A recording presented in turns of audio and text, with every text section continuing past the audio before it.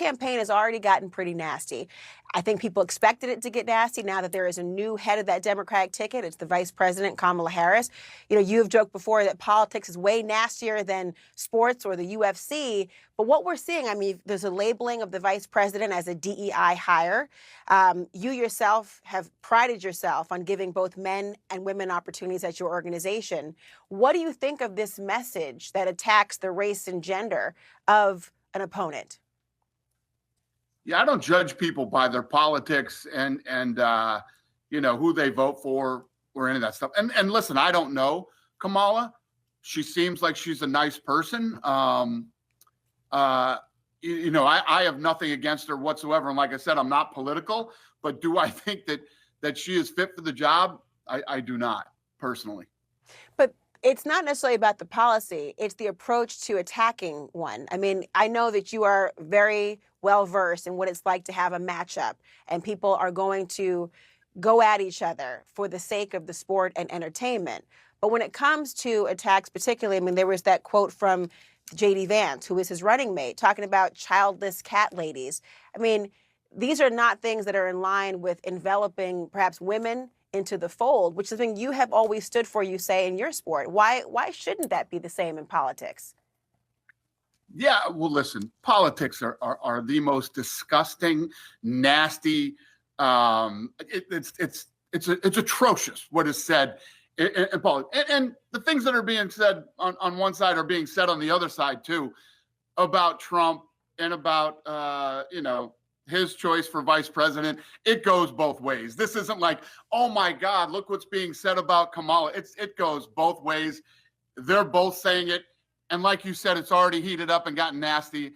And like you said earlier, it's only going to get nastier. That's politics. It is what it is. And it definitely goes both ways. I don't know that it's going both ways to have the childless cat lady comment or a DEI hire. Who's calling you think that Vice President Kamala Harris is calling J.D. Vance a DEI hire, Dana? Come on. But either way, she's going to say other nasty stuff about both of them. It goes both ways. And as voters, what we need to do is cut through all the BS, and you have to look at who do you think is best fit to run the country for the next 4 years. That is our job as voters. All of this stuff is a bunch of nasty BS, all of it. Who's best fit to run the country? You as a voter, that's what you need to decide. Not, oh my God, he said this, and oh my God, she said that. There's going to be a lot of that over the next several months. And especially the media. Cut through all the BS that the media on both sides. You guys are really bad. Fox is bad. Everybody's bad. Cut through the BS and vote for who you think is the most fit to run the country. That's our job as voters. Well, look, I don't wear pearls. I don't pretend to clutch them and pretend that I'm shocked by every nasty insult that is waged against another person.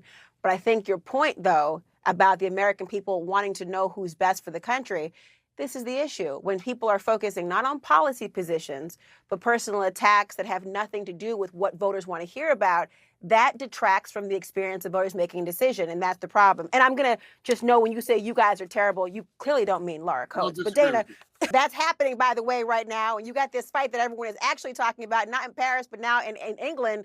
They might be a little mad at you these days, Dana.